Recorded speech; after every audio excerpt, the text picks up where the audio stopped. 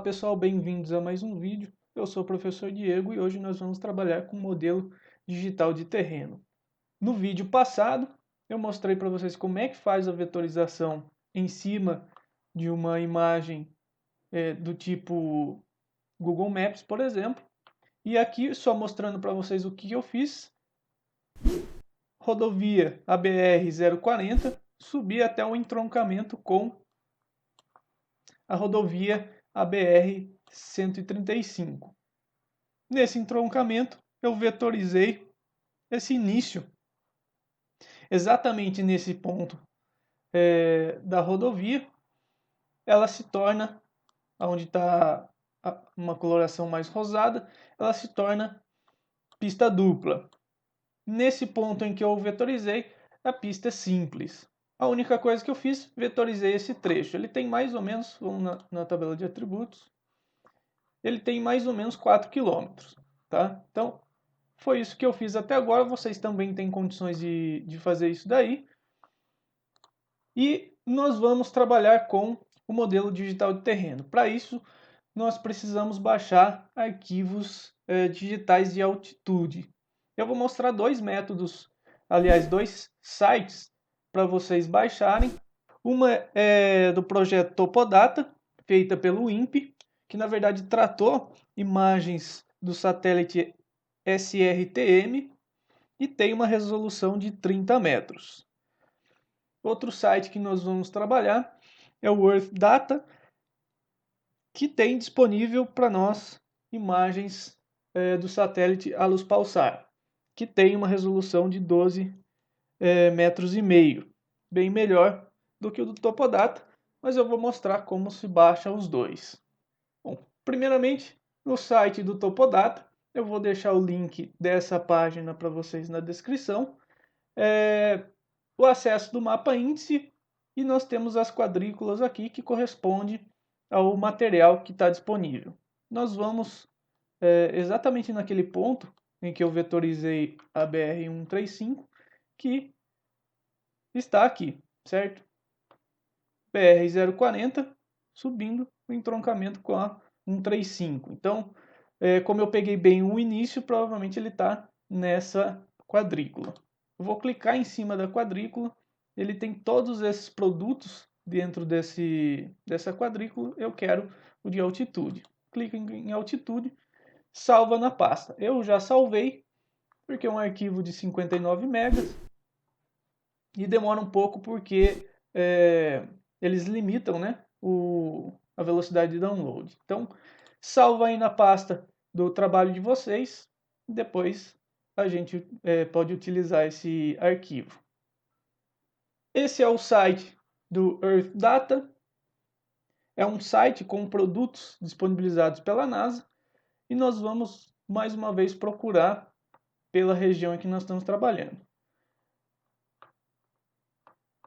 Então nós temos aqui Minas Gerais, Sete Lagoas, aqui, certo?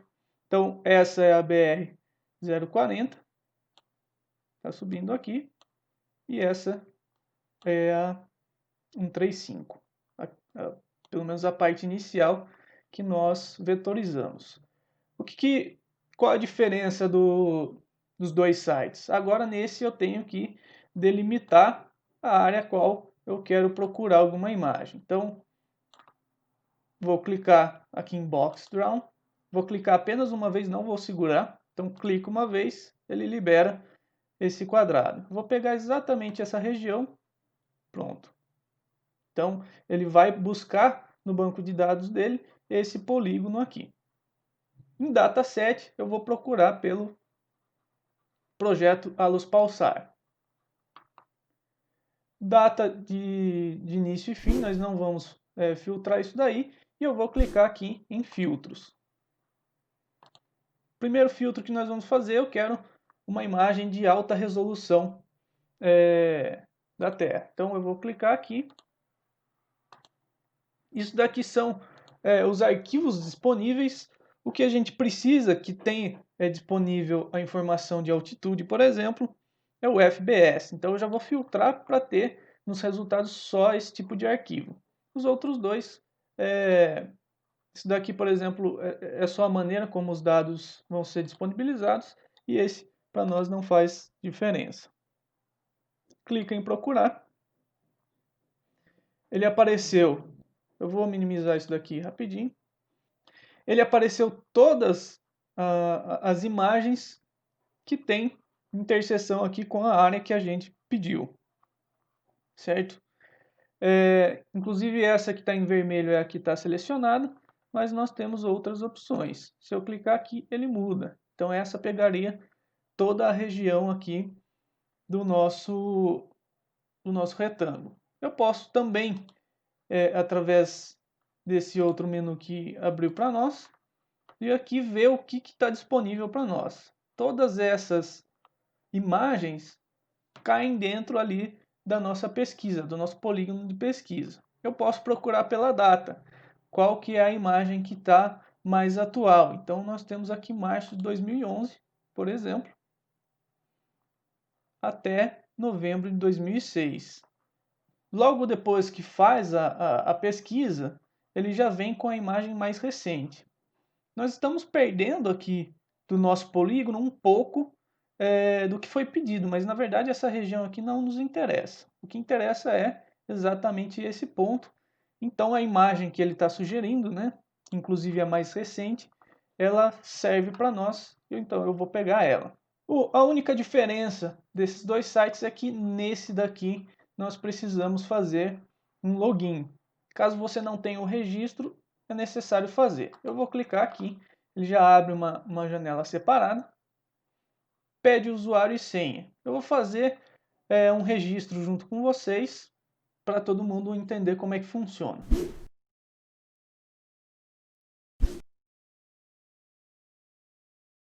Aqui tem algumas restrições, né?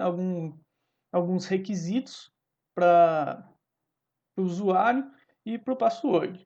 Então, tem que ter pelo menos um caractere maiúsculo, pelo menos um minúsculo, e tem que ter pelo menos um número, e no mínimo 8 caracteres. Então fiquem atentos com relação a isso.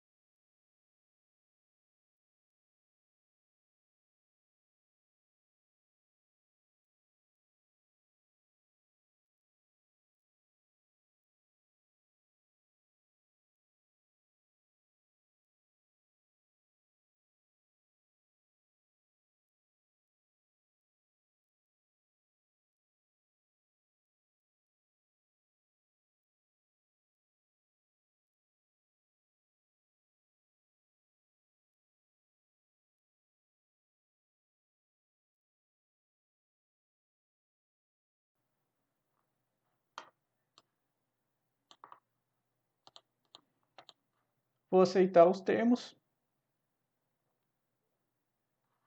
Fez o login na minha conta.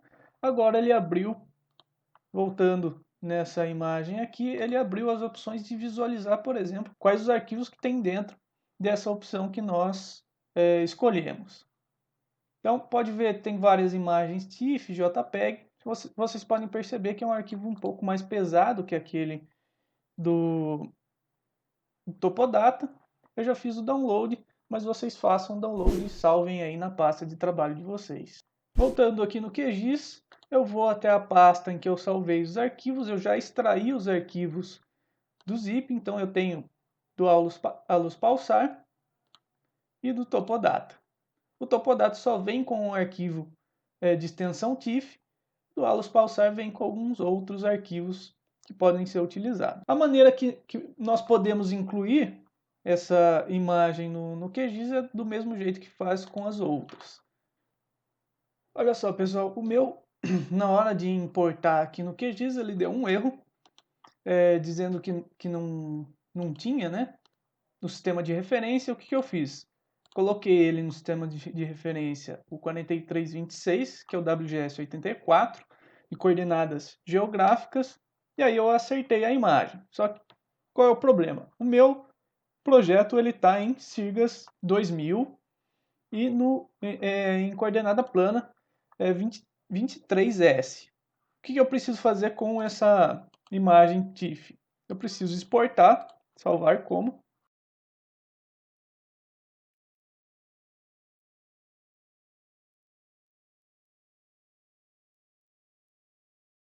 Só que agora, ao invés do WGS84, eu vou escolher o Sirgas 2000. Ok, ele salvou a mesma informação, só que no Sirgas 2000. Então eu vou tirar a imagem, coloquei a imagem em Sirgas 2000.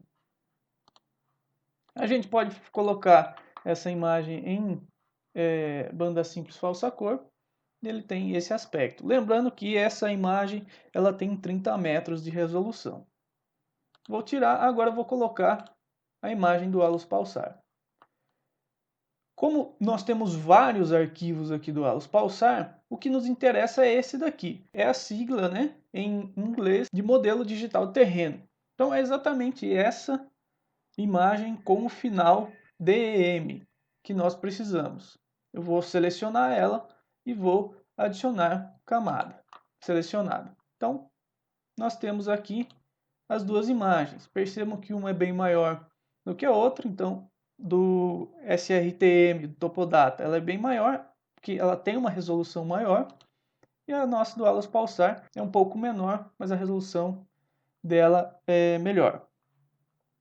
Nós temos também que dar uma verificada, ele já veio no sistema de referência do projeto, então a gente não precisa mudar nada, mas se por um acaso, por via das dúvidas, vocês quiserem salvar, eu vou salvar aqui no sistema de referência UTM.